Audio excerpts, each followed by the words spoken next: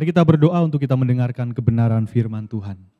Bapa yang di sorga, kami bersyukur buat kebaikan Tuhan. Terima kasih untuk hari ini, pujian dan penyembahan yang boleh kami naikkan. Kami diberkati dan kami percaya biarlah setiap pujian ini boleh berkenan kepada Tuhan. Sebentar kami akan mendengar kebenaran firman-Mu, kiranya Engkau boleh memberkati kami semua pada hari ini. Ampuni dosa dan kesalahan hamba-Mu, layakkan hamba-Mu, urapi hamba-Mu dengan urapan yang baru. Dari ujung kepala sampai ujung kaki dalam menyampaikan firman Allah. Berikanlah perintah-Mu untuk kami lakukan, berikan juga kemampuan untuk kami melakukan apa yang Engkau perintahkan. Hamba-Mu ini terbatas, hamba tidak berguna, hamba hanya melakukan apa yang hamba harus lakukan sebagai pelayan-Mu. Kami siap untuk mendengar firman Tuhan di dalam nama Tuhan Yesus. Kami berdoa dan mengucap syukur, haleluya. Amin. Puji nama Tuhan, shalom saudara. Selamat pagi semua, diberkati Tuhan, amin. Selamat tahun baru Imlek untuk yang merayakannya. Kita semua diberkati oleh kebenaran firman Tuhan pada hari ini. Saudara yang dikasihi Tuhan, tema firman hari ini saya berikan judul Progressive Holiness atau kekudusan yang progresif. Kekudusan yang terus berkembang, terus bertumbuh. Sebelumnya saya akan membacakan di dalam Roma 12 ayat yang ke-1, demikian firman Tuhan. Karena itu saudara-saudara, demi kemurahan Allah, aku menasehatkan kamu supaya kamu mempersembahkan tubuhmu sebagai persembahan yang hidup, yang kudus, dan yang berkenan kepada Allah. Itu adalah ibadahmu yang sejati. Saudara yang dikasihi Tuhan, ketika saya merenungkan kebenaran firman Tuhan ini, saya pikir ini firman Tuhan yang familiar untuk kita. Tetapi ketika saya merenungkan lebih dalam saudara, tiba-tiba saya bergumul dengan satu pertanyaan yang saya pikir ini penting sekali untuk kita bersama-sama mengerti dan menjawabnya. Pertanyaan itu ialah, apakah manusia berdosa dapat mempersembahkan tubuhnya sebagai persembahan yang hidup, kudus, dan berkenan kepada Allah?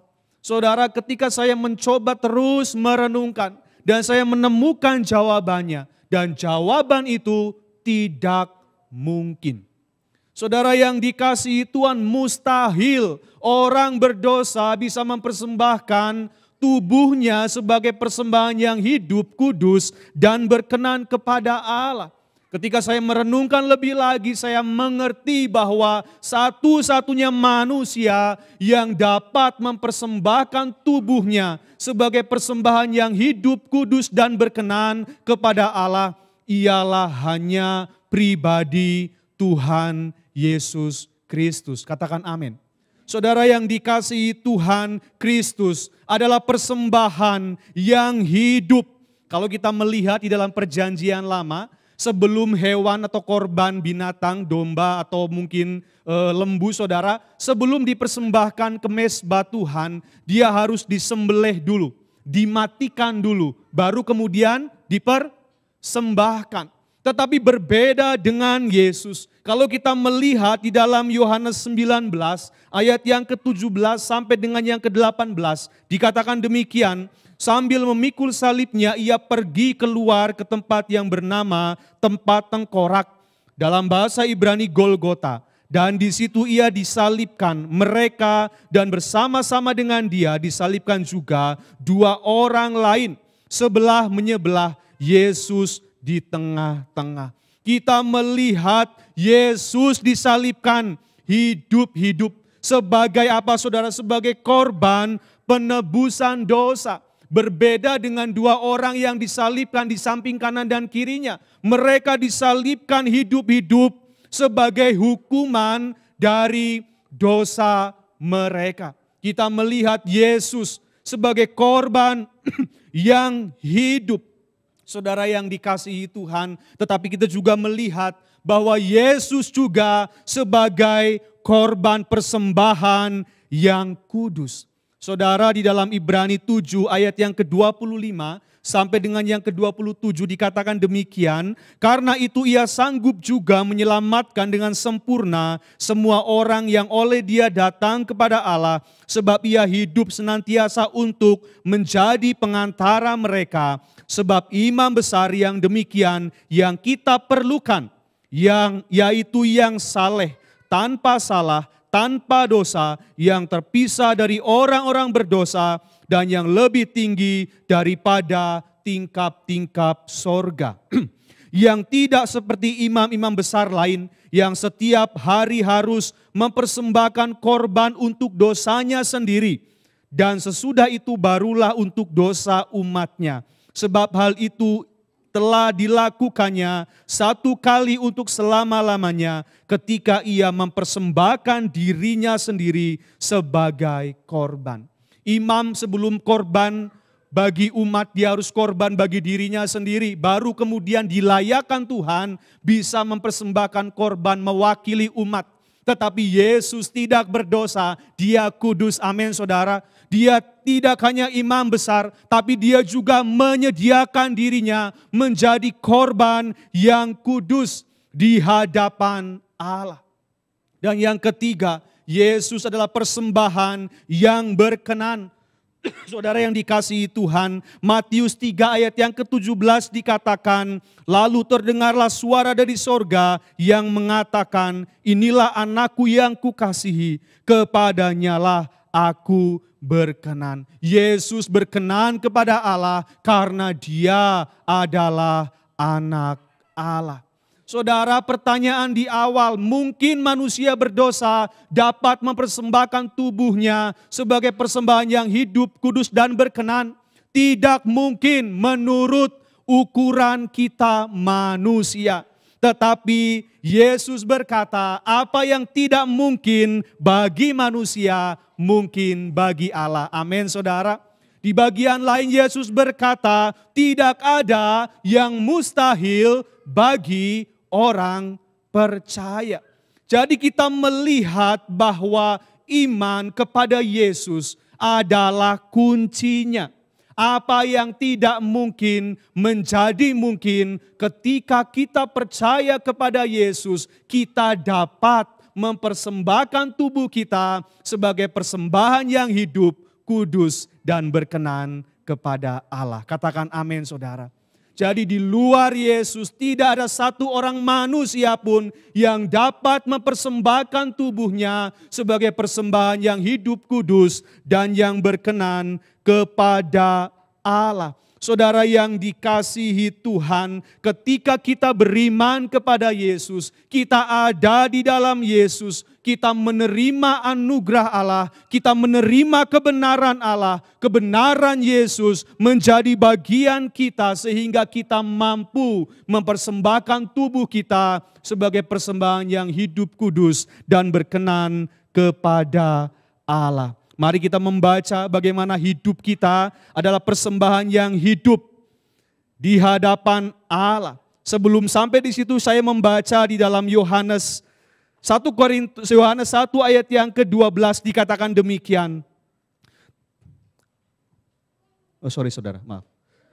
Yohanes 1 ayat yang ke-17 dikatakan demikian, sebab hukum Taurat diberikan oleh Musa, tetapi kasih karunia dan kebenaran datang oleh Tuhan Yesus Kristus. Ketika kita percaya kepada Yesus, kita mendapatkan kasih karunia Allah dan kebenaran Kristus diperhitungkan kepada kita. Sehingga yang pertama kita boleh hidup kita, tubuh kita menjadi persembahan yang hidup.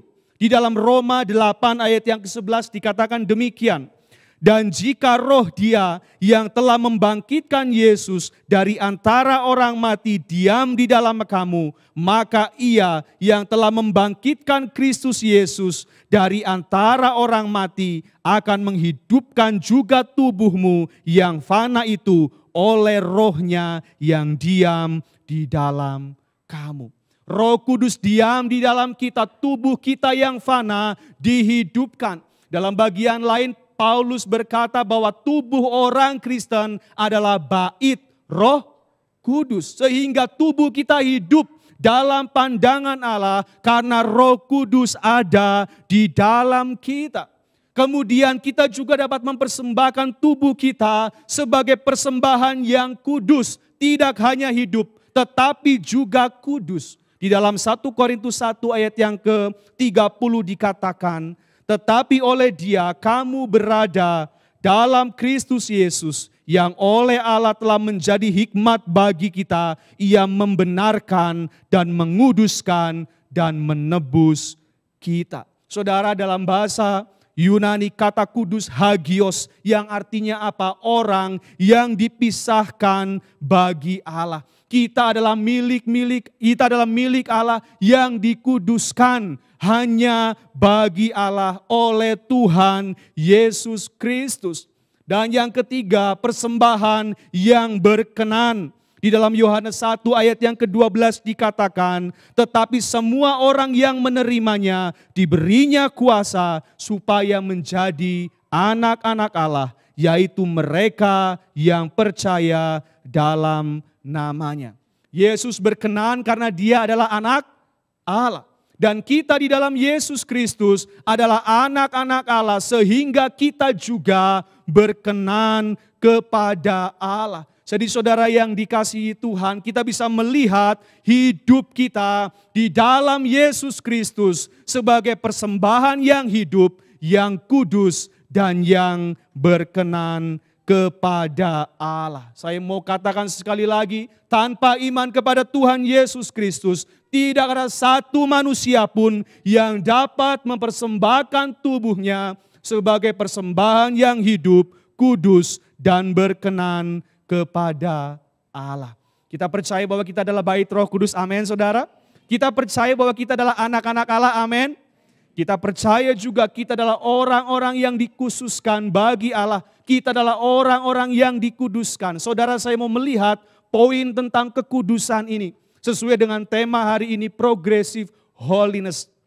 Saudara yang dikasihi Tuhan, mari kita perhatikan di dalam Alkitab kita bisa melihat ada dua aspek kekudusan. Yang pertama, kekudusan yang kita miliki di hadapan Allah karena Kristus. Tadi kata aslinya hagios, kita dipisahkan menjadi milik Allah. Tetapi yang kedua, ada kekudusan yang kita usahakan. Saya pikir kita perlu mengerti kekudusan yang Allah berikan dengan kekudusan yang kita usahakan. Kedua aspek kekudusan ini saling melengkapi satu dengan yang lainnya. Karena kita mengetahui kita diselamatkan supaya kita dikuduskannya juga.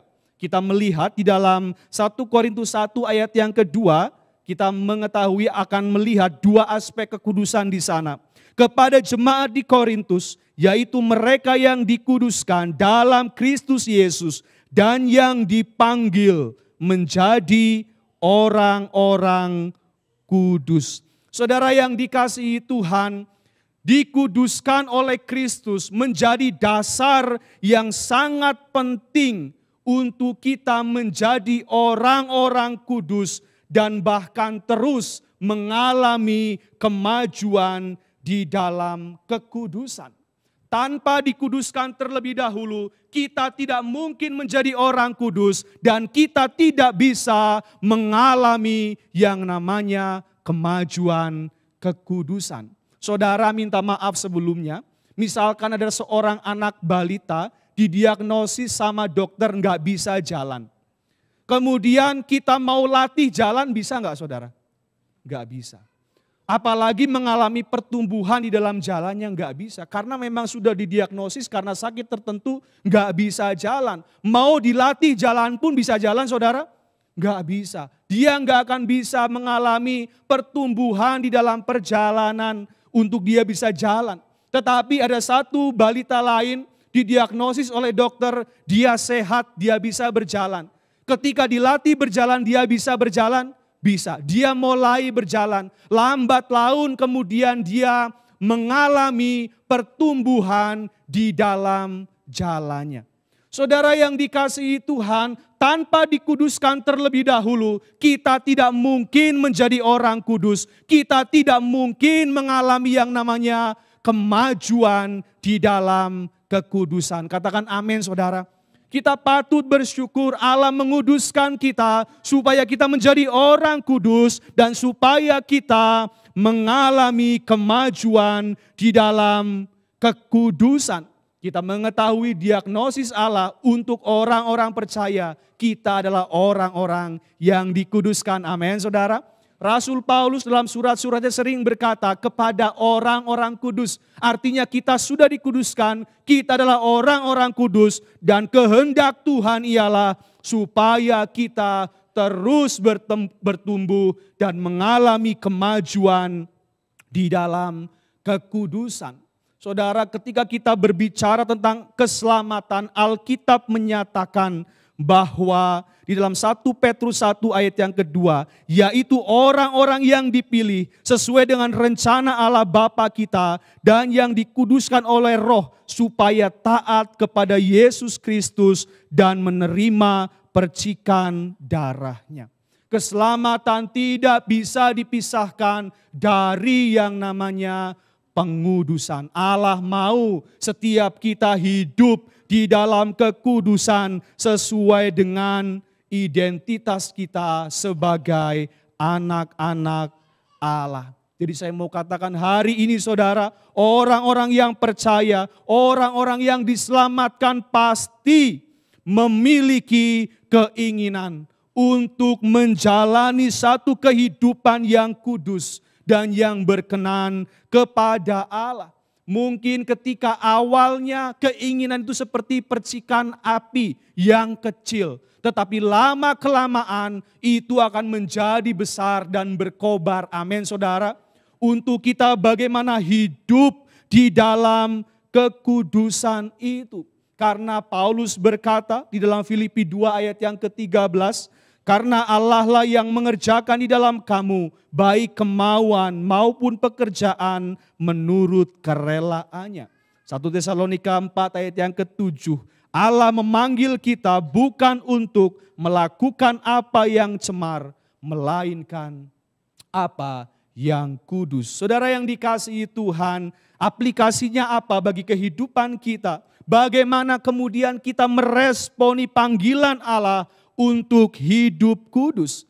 Saya berikan 2 poin yang penting. Yang pertama, kita harus memiliki fokus pada kekudusan. Amin saudara. Saudara, kita diberikan 2 mata. Mata manusia itu unik. Mata manusia hanya bisa melihat dengan jelas satu titik ketika 2 mata ini difokuskan saudara. Saudara coba yang satu ke kanan, yang satu ke kiri. Buram saudara, betul ya. Ketika kita memfokuskan 2 mata ini kepada satu titik, maka kita akan melihat satu gambaran yang sangat jelas. Saudara yang dikasihi Tuhan, banyak masalah yang dihadapi orang Kristen. Mereka kurang memfokuskan pandangan mereka kepada hal-hal yang kudus. Tetapi kita seringkali fokus atau memperhatikan hal-hal yang tidak kudus saudara. Dan kita bahkan seringkali lupa bahwa ternyata kehidupan kita, fokus kita bukan kepada kekudusan. Tetapi kepada sesuatu yang tidak kudus, sesuatu yang tidak benar. Saudara, hari ini saudara, untuk kita bisa hidup kudus, hal yang pertama yang harus kita lakukan, kita harus memfokuskan hidup kita kepada sesuatu yang kudus. Amin saudara. Pastikan bahwa sesuatu yang kudus itu tidak samar-samar, tetapi jelas bahwa itulah yang harus kita kejar, itulah yang harus kita capai. Saudara, saya mengutip tulisan seorang bernama Helen Keller, saudara. Dia seorang pengajar, dia seorang pembicara yang hebat, tetapi dia orang pertama yang buta dan tuli saudara dari Amerika yang menjadi berkat bagi banyak orang di abad 18 kalau tidak salah. Dia berkata demikian, hal terburuk di dunia adalah tidak dilahirkan buta, tetapi dilahirkan dengan indera penglihatan namun tidak bisa melihat. Seberapa banyak kita diberkati dengan mata jasmani untuk melihat, tetapi kita buta mata rohaninya untuk melihat hal-hal yang kudus, untuk melihat hal-hal yang berkenan kepada Allah. Saudara yang dikasihi Tuhan, mari kita memperhatikan hidup kita. Apa yang menjadi fokus kita saat ini? Apakah sesuatu yang kudus dan berkenan atau sesuatu yang kotor dan berdosa? Saudara, kalau kita membaca di dalam Lukas 11 ayat yang ke-34 dikatakan demikian. Matamu adalah pelita tubuh. Jika matamu baik, teranglah seluruh tubuhmu. Jika matamu jahat, gelaplah tubuhmu. Yesus berbicara tentang satu hal yang sangat mempengaruhi tubuh kita, yaitu apa saudara?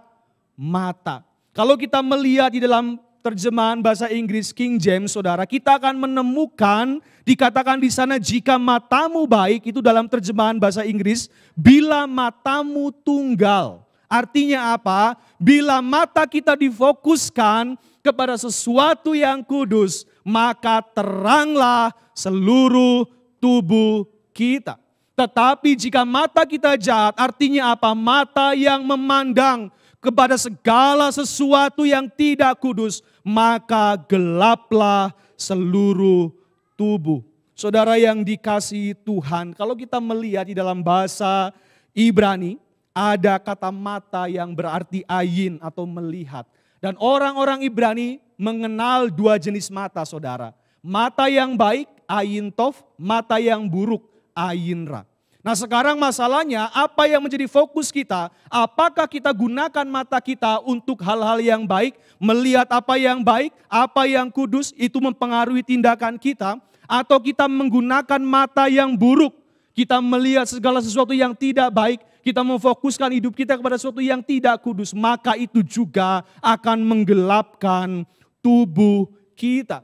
Jadi saudara yang dikasihi Tuhan, hal yang pertama untuk kita mengalami kemajuan di dalam kekudusan, kita harus fokus kepada kekudusan. Amin saudara. Siapa yang mau komitmen boleh angkat tangan.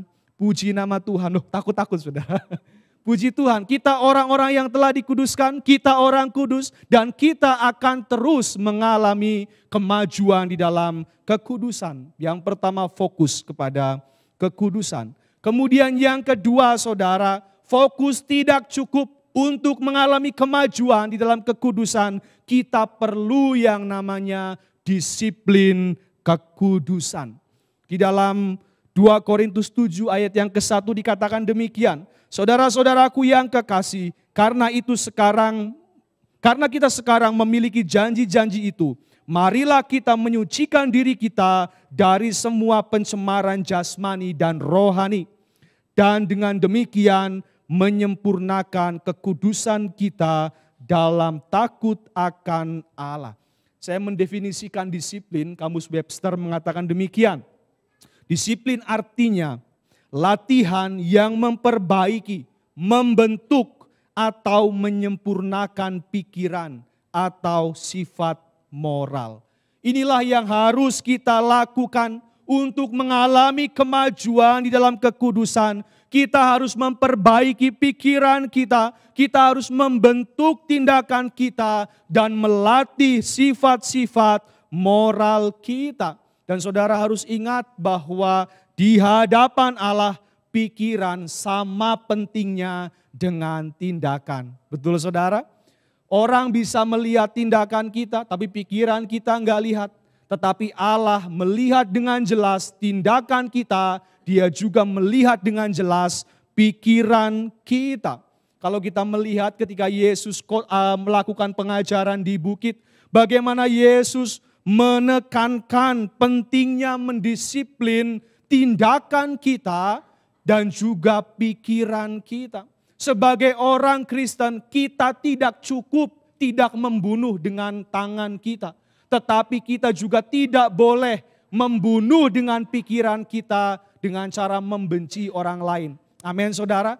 Seberapa banyak kita membunuh orang lain dengan cara membenci di pikiran kita. Lebih banyak mungkin daripada kita membunuh langsung. Tetapi itulah yang Tuhan mau. Tuhan mau kita tidak membunuh dengan tangan. Tetapi Tuhan mau juga kita tidak membunuh dengan pikiran. Kita juga melihat tidak cukup tidak berbuat zina dengan tubuh kita. Tetapi Yesus mau juga pikiran kita tidak berzina di sana. Saudara yang dikasihi Tuhan, Allah memperhatikan tindakan kita, Allah juga memperhatikan pikiran kita. Saudara yang dikasihi Tuhan, John Brown, seorang ahli teolog Skotlandia abad yang ke-19 berkata demikian. Kekudusan ialah apabila kita mempunyai pikiran seperti pikiran Allah dan kehendak seperti kehendak Allah. Jadi mari saudara kita mau perhatikan tindakan kita, tetapi kita juga mau perhatikan pikiran kita, perbaharui kedua-duanya. Itulah yang akan membawa kita kepada kemajuan di dalam kekudusan. Saudara yang dikasihi Tuhan, pertanyaannya kemudian, bagaimana menjaga pikiran tetap kudus sehingga menghasilkan tindakan yang kudus? Seringkali bukankah menjaga pikiran jauh lebih sulit daripada menjaga tindakan saudara? Saudara, orang-orang Farisi, ahli-ahli Taurat, mereka mengerti betul, mereka terjebak kepada pola-pola tindakan-tindakan lahiriah. Hukum yang pertama sampai ke-9 mereka bisa lakukan. Tetapi untuk hukum yang ke-10, jangan mengingini, mereka bingung saudara. Mereka nggak bisa lakukan itu. Makanya ketika ada seorang perempuan yang kedapatan berbuat zina, kemudian Yesus berkata, siapa yang tidak berdosa, lempari perempuan itu terlebih dahulu dengan batu. Saudara, saya yakin ahli Taurat, orang Farisi itu orang yang saleh. 1-9 mereka lakukan semuanya. Tetapi untuk yang ke-10, Yesus mengungkapkan di sana bahwa apa yang tersembunyi terungkap. Tidak ada satu orang pun yang berdiri di sana, mereka semua pergi dan tidak ada yang melempari dengan batu. Kenapa saudara?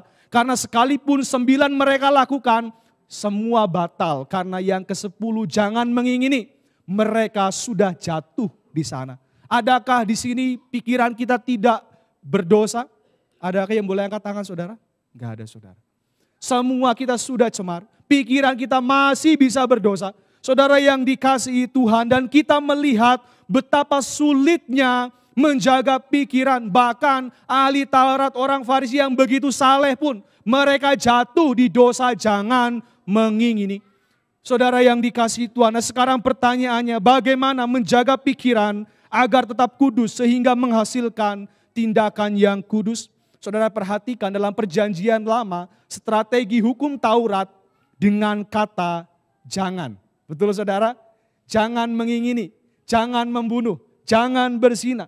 Tetapi saya mau katakan, hukum Taurat tidak efektif. Hukum Taurat hanya menunjukkan dosa, tetapi hukum Taurat tidak dapat menolong orang untuk tidak berbuat dosa. Saya akan bacakan ayatnya di dalam Roma 7 ayat yang ke-5. Sebab waktu kita masih hidup di dalam daging, hawa nafsu dosa yang dirangsang oleh hukum Taurat bekerja dalam anggota-anggota tubuh kita agar kita berbuah bagi maut. Saya tidak bilang hukum Taurat tidak benar-benar, kita tahu itu dosa. Tetapi hukum Taurat tidak mampu untuk menolong kita terbebas dari dosa. Kemudian ayat yang ke-7 sampai dengan yang ke-9, jika demikian apa yang hendak kita katakan? Apakah hukum Taurat itu dosa? Sekali-kali tidak. Sebaliknya justru oleh hukum Taurat aku telah mengenal dosa. Karena aku juga tidak tahu apa itu keinginan. Kalau hukum Taurat tidak mengatakannya jangan mengingini. Tetapi dalam perintah itu dosa mendapat kesempatan untuk membangkitkan di dalam diriku rupa-rupa keinginan. Sebab tanpa hukum Taurat dosa mati. Dahulu aku hidup tanpa hukum Taurat, akan tetapi sesudah datang perintah itu, dosa mulai hidup. Tulisan Paulus tidak mudah dipahami, tetapi izinkan saya memberikan satu ilustrasi supaya ini bisa mudah dipahami. Katakanlah jeruk itu dosa. Jeruk sama dengan dosa. Saya berikan perintah kepada saudara, jangan pikirkan jeruk. Apa yang ada dalam pikiran saudara? Jeruk saudara. Jeruk yang orange, kalau kita dibuka ada bulir-bulirnya. Ketika kita berkata jangan pikirkan jeruk, ketika ada perintah ini Taurat, jangan pikirkan jeruk, maka yang terlintas dalam pikiran kita adalah jeruk. Hukum Taurat menyatakan kita dosa, itu dosa, tetapi juga membangkitkan keinginan untuk malah justru memikirkan dosa, bahkan berbuat dosa. Kalau saudara melihat di sebuah tembok ada lubang, jangan mengintip, pengen ngintip saudara, betul ya? Pengen lihat apa di dalam lubang itu. Saudara yang dikasihi Tuhan, hukum Taurat menunjukkan itu dosa dan juga membangkitkan keinginan untuk berbuat dosa. Dan hukum Taurat tidak mampu menolong kita untuk menyelesaikan persoalan dosa. Tetapi kita melihat saudara bagaimana cara Injil menyelesaikan persoalan dosa. Ini bukan dengan jangan saudara. Tetapi dengan apa? Saya mendapat pewahyuan dengan sebuah pengalihan dengan kata melainkan. Ketika saya bicara, jangan pikirkan jeruk. Saudara pikirkan jeruk betul? Tetapi sekarang saya katakan, melainkan pikirkan durian. Nah, durian anggap saja kebenaran. Apa yang terlintas dalam pikiran saudara? Durian. Kita sering kali terlalu fokus kepada kata jangan, sebetulnya itu Taurat saudara. Kita nggak mampu menyelesaikan ini dengan Taurat, kita perlu Injil, kita perlu pengalihan. Dan pengalihan itu dengan kata melainkan. Kalau kita nggak mau pikirkan jeruk, kita harus pikirkan durian. Sehingga jeruk itu hilang, yang ada apa saudara? Durian. Saudara yang dikasihi Tuhan, saya pikir ini cara yang paling efektif dan saya coba terapkan saudara. Ketika Briel di rumah minta permen lollipop, ada permen lollipop dia tahu saudara masih ada sisa sedikit di lemari. Papa minta permen lollipop, jangan nggak boleh, terus minta saudara. Ketika saya semakin jangan, dia semakin kuat minta saudara. Waduh ini gimana caranya? Wah saya tahu, oke sekarang saya nggak pakai jangan, sekarang saya pakai kata melainkan. Briel jangan lollipop ya, sekarang kita ganti aja, kita ganti susu aja susu.